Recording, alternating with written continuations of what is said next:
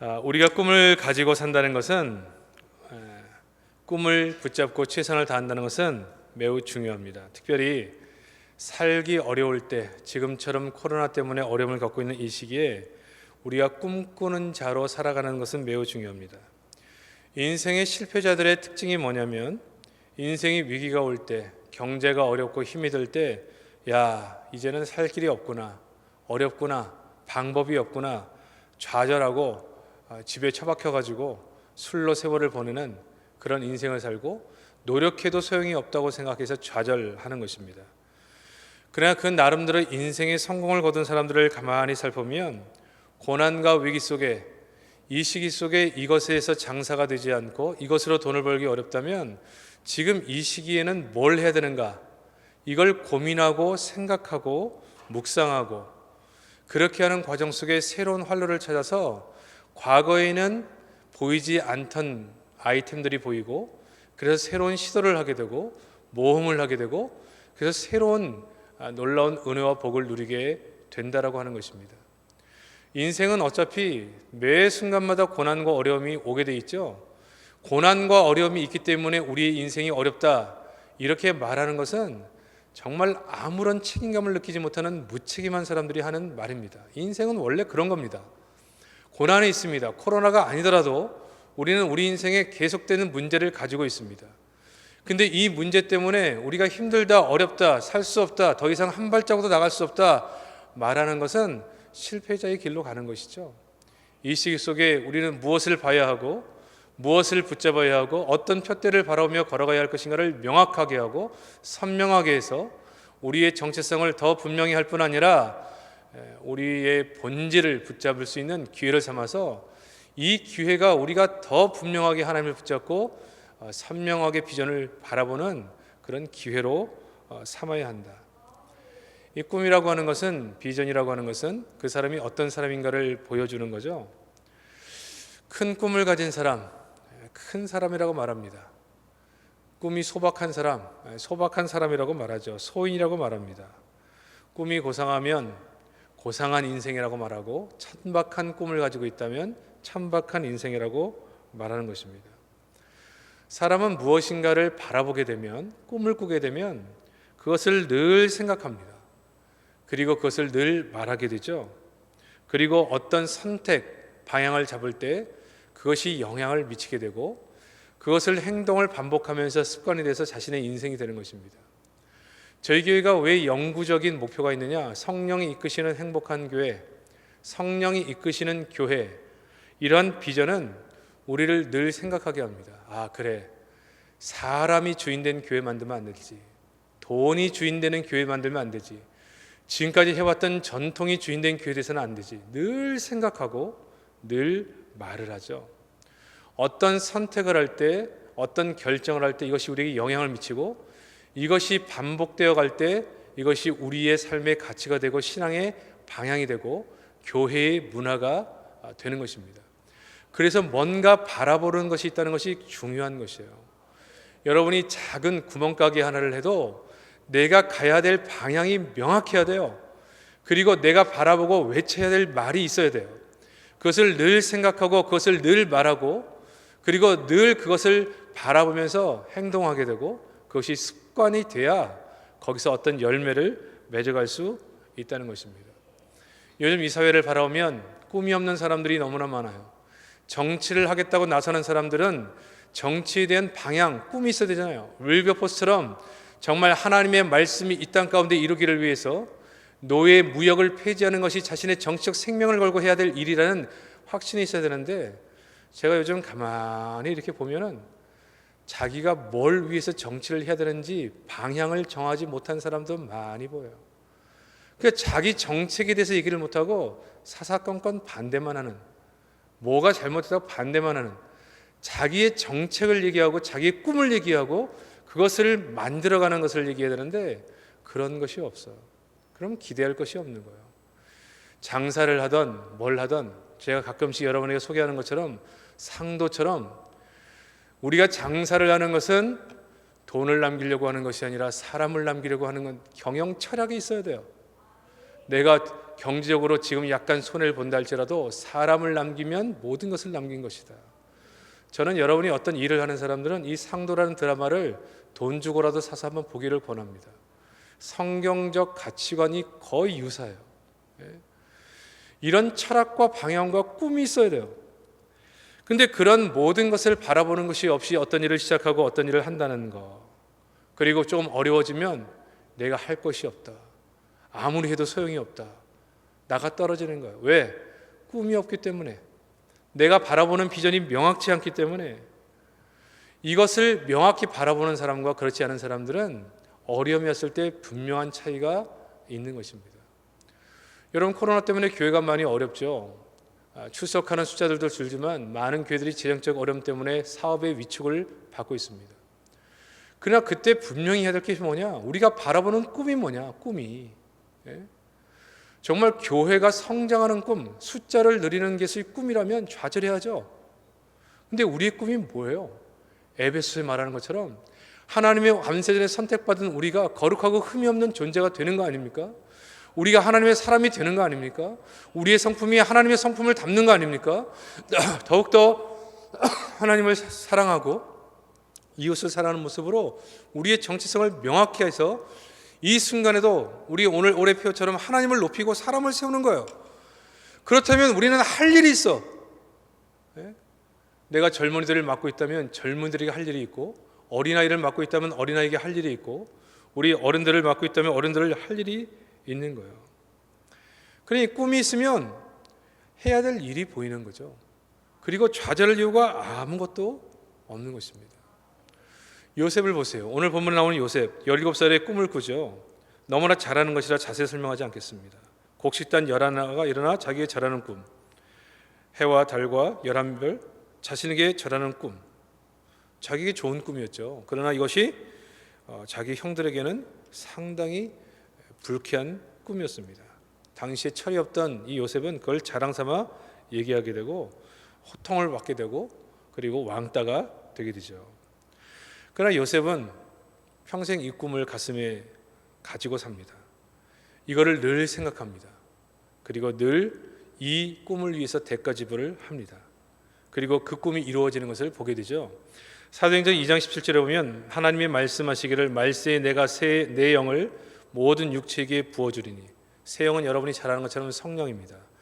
성령이 임한 사람들에게는 자녀들은 예언할 것이다, 젊은이들은 환상을 볼 것이다, 늙은이는 꿈을 꿀 것이다, 이렇게 말씀하세요.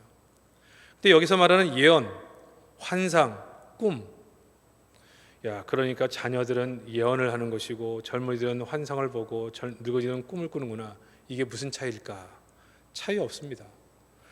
예언, 환상, 꿈은 세 가지 모든 단어가 다 꿈을 얘기합니다. 비전을 얘기합니다. 무슨 말이냐? 우리가 성령에 사로잡힌 인생을 살면요, 내 나이 80이 돼도 꿈이 있습니다. 제가 하는 얘기를 잘 들으시길 바랍니다. 이 꿈이라는 것은 10대들, 20대들 젊은이들이 꾸는 것이 나같이 늙은이가 무슨 꿈을 꾸느냐? 아니요. 늙은이들이 꿈을 꾸는 이유가 뭐냐?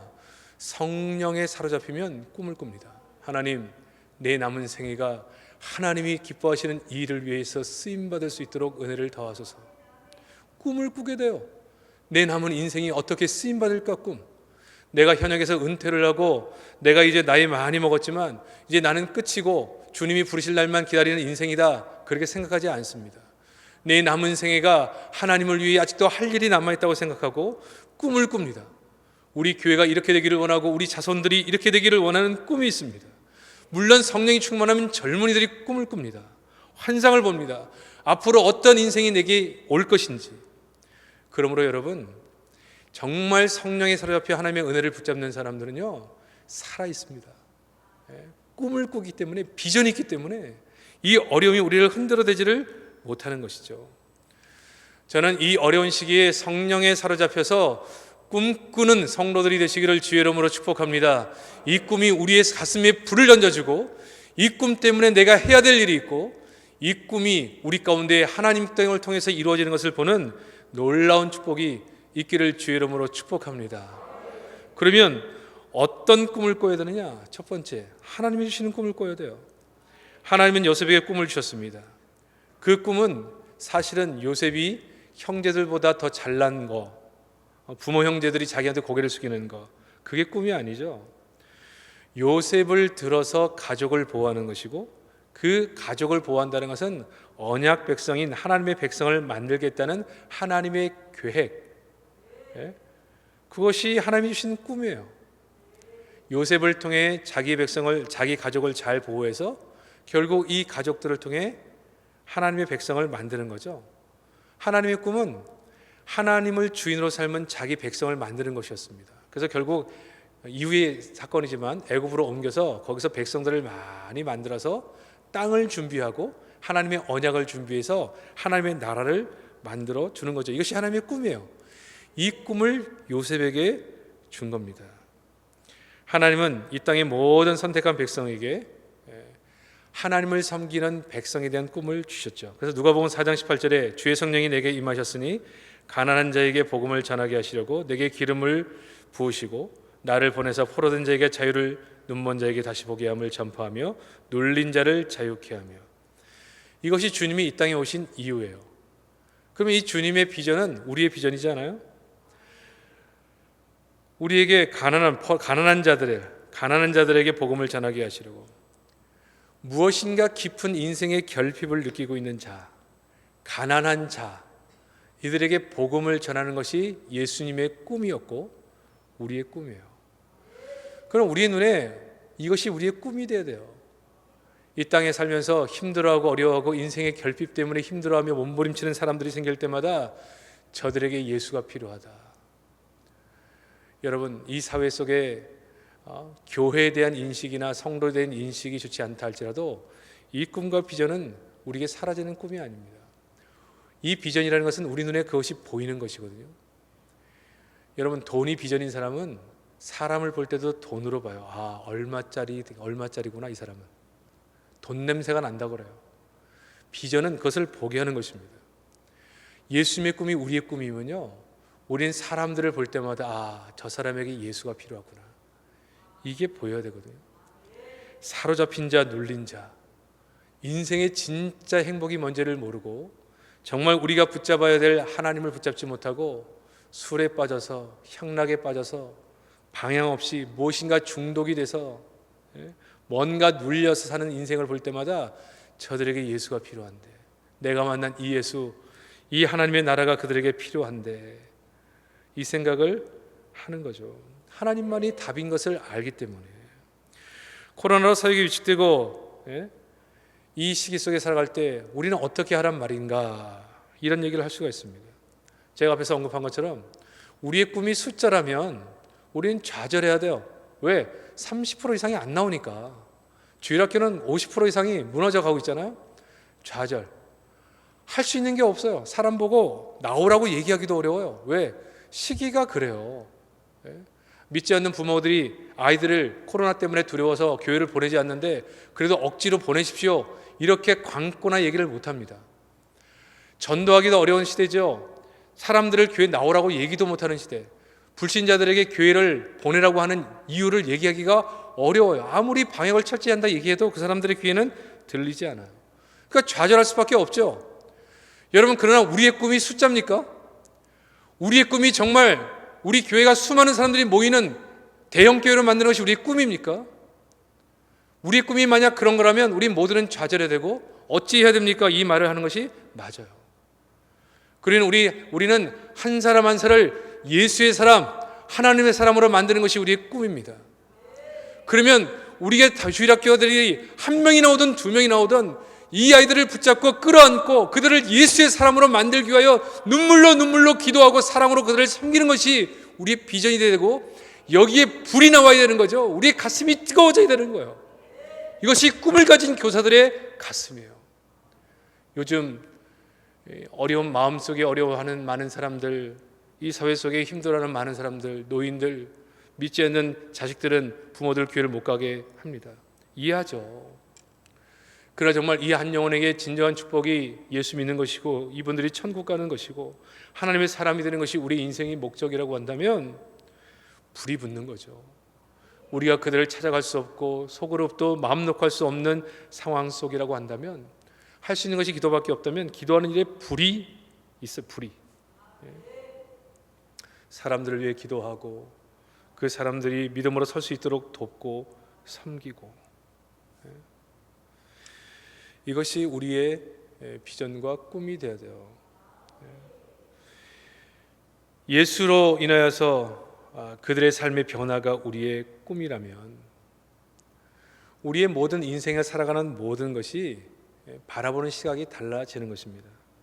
내가 오늘 살아있는 이유, 내가 건강해야 될 이유, 내가 돈을 버는 이유, 내가 오늘 이 지위와 이 일을 하는 이유, 이 하나님의 꿈이 이루어지기를 위해서 쓰임받아야 되는 거 아닌가. 이것이 평생 꿈인 사람들은요, 이 가슴에 불이 꺼지지를 않습니다. 제가 여러분에 한번 소개한 적이 있습니다. 제 친구 중에 하나가, 그 친구랑 친했던 이유는 그 친구도 외아들이었기 때문에 둘이 친했어요. 근데 어느 날 이 아이가 아프리카 우간다로 선교를 간다 그래요. 그래서 참 제가 저도 외아들로 자랐기 때문에 그 부모님의 마음이 참 쉽지 않겠구나. 사역 잘하다가 어린 아이들만 남겨놓은 채 그 땅에서 교통사고로 순교합니다. 제가 단기 선교를 나가는 날 이 얘기를 들었어요. 얼마나 마음이 아픈지. 그리고 이해가 잘 안 됐습니다. 하나님, 선교하겠다고 나갔는데, 외아들이면서도 자신의 생명을 돌보지 않고 선교로 나갔는데 어떻게 이 젊은 나이에 그 선교사의 생명을 하나님이 부르셨습니까? 그래서 저는 그 부모를 아니까 참 마음이 아파요. 그 부모 마음이 어떨까? 아들 딱 하나인데 그 아들을 선교지에서 보내고 나서 어떻게 이 늙으신 부모님이 사실까? 마음이 너무 아팠습니다. 그러나 이후에 듣게 된 이유는 그 부모님이 아들이 묻힌 그 땅에 그 노부부가 선교사로 다시 선교사로 파송을 받습니다. 우리 아들이 꿈꿨던 우간다 사람들, 그 사람들을 우리가 가슴에 품고 나를 부르는 그날까지 그들을 위해 섬기겠다는 거죠. 꿈은 젊은이들에게만 있는 것이 아닙니다. 노인들도 꿈을 꾸고 젊은이들의 환상을 보는 것입니다. 우리 자녀들이 예언을 하는 것입니다. 열방이 주께 돌아오는 것이 우리의 꿈이라고 한다면 우리 아들이 못한 그 일을 우리 노인이지만 우리들이 하자. 그래서 이 땅에서의 모든 것을 내려놓고 그 우간다 땅으로 나아갔어요. 여러분, 하나님에 향한 꿈은요, 우리 가슴에 불을 던집니다. 우리를 미치게 합니다. 우리가 힘이 지지 않습니다. 아무런 힘이 없는 모습으로 살게 하지 않습니다. 하나님이 우리에게 주신 꿈을 이 어려운 시기에 가슴에 품어야 돼요. 영혼들을 보면 가슴이 뛰고 미쳐야 됩니다. 어린아이들을 가르치는 교사들은 아이들 때문에 동네 아이들을 보면 가슴이 뛰어야 돼요. 흥분이 뛰어야 돼요. 이 아이들, 이 어려운 시기에도 나와주는 아이들이 너무나 고맙고 그 아이들을 끌어안고 기도하고 그 아이를 만날 때마다 그 소중한 아이들을 위해서 한마디 말씀이라도 그들을 가르치고 섬기려는 마음이 있어야 되겠죠. 우리 청년주간으로 8월 기도 11절을 드리고 있지만 젊은이들이 사역하는 교육자, 부장, 임원, 리더들 말할 것도 없습니다. 이 덕천 도타리를 다니며 배회하는 젊은이들을 볼 때마다 가슴이 뛰고 눈물이 나고 흥분이 되겠죠. 저들을 향한 주님의 마음으로, 심정으로 나가야 합니다. 예수님은 예루살렘 보고 우셨죠. 우리 꿈을 가진 사람들은 이 땅을 보면 눈물이 마를 날이 없는 것입니다. 집안에 아직도 하나님을 알지 못하는 자녀를 볼 때 가슴에 불이 있어야 되고 저들이 죽게 돌아오기까지 편히 잠을 잘 수 없는 것입니다. 우리 아들, 딸들이 죽어가는데 편히 잠을 자고 음식을 먹을 수 없는 거죠. 사랑하는 성도 여러분, 하나님이 우리 교회를 세우실 때 우리에게 주셨던 이 꿈, 이 불이 꺼지지 아니하고 우리 가슴속에 활활 타오르게 되기를 주의 이름으로 축복합니다. 비록 우리가 단기 선교를 나가지 못해도 선교지를 향한 우리의 방향과 꿈, 우리 복음을 향한 우리의 꿈, 우리 아이들과 젊은이들과 우리 모든 성도를 향한 우리의 꿈, 이 꿈이 사라지지 아니하고 약해지지 아니하고 더 선명해지기를 주의 이름으로 축복합니다. 두 번째는 자신을 향한 꿈도 있어야 돼요. 어떤 사람이 말하기를 한 인생은 30년 준비해서 40년 쓰임 받다가 10년의 삶을 마무리한다, 그렇게 얘기합니다. 야곱의 삶을 보면 참 재밌죠. 그의 꿈은 세속적인 것처럼 보입니다. 자신을 위한 꿈을 꿔요. 자기만의 가정을 만들고 자기 집을 짓는 소박한 꿈이었습니다. 라반에게 이렇게, 자기 삼촌에게 이렇게 얘기하죠. 내겐 꿈이 있습니다. 나의 집을 갖고 싶고 나의 가정을 갖고 싶은 거. 그래서 세 삼촌과 야곱이 계약을 맺죠. 어떤 그 새끼들이 나면 내가 갖겠다. 그때부터 자기는 재산을 모읍니다. 자기 꿈을 이루기 위해 안 자고 안 먹고 고생하며 돈을 모으죠. 인간적인 야곱의 꿈처럼 보입니다. 자기 꿈입니다. 많은 사람은 이러한 꿈을 세속적인 꿈이라고 해서 비난합니다.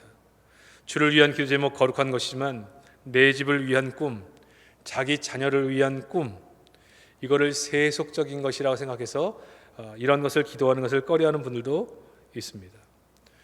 그러나 여러분 기억하세요. 우리의 재능을 따라 내일을 위해 우리의 꿈을 가지고도 기도하셔야 됩니다. 가장으로서 우리 가정을 향한 나의 꿈이 있으셔야 됩니다. 학생으로서 내 꿈이 있어야 됩니다.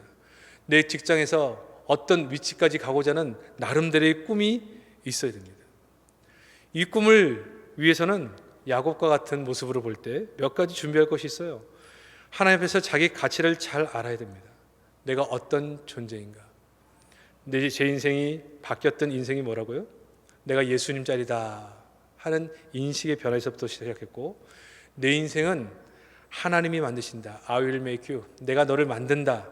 하나님의 손에 있다 사실을 알았기 때문에 나는 어떤 일이든지 가능하다. 내게 맡기신 일은 어떤 일이 감당할 수 있다는 의식 변화가 있었습니다. 여러분, 그러므로 우리 인생이 이 땅을 살아갈 때 자기의 능력, 자신의 한계에 갇혀 있지 말고 꿈을 꾸고 내가 이 자리까지 가야 한다 바라보는 것이 있어야 돼요. 그래서 그것을 위해 기도할 수 있어야 되고 노력할 수 있어야 돼요. 자신의 꿈을 가져야 돼요. 솔로몬은 왕으로서 자기 꿈이 있었어요. 하나님, 내가 너에게 무엇을 하여 주기를 원하냐 말할 때 말할 게 있었어요. 여러분, 이 자리에서 하나님이 갑자기 이 새벽에 오셔서 내가 너에게 무엇 하여 주기를 원하느냐 물어보실 때 선명한 답이 있어야 돼요. 하나님, 나는 이렇게 되기를 원합니다. 내가 이 자리에 있기를 원합니다. 내가 왜 이 자리에 있어야 하느냐? 이 이유 때문에 그렇습니다. 아니, 내가 바라보는 방향이 선명하지 않는데 하나님이 축복해야 될 방향도 선명치 않은 거예요.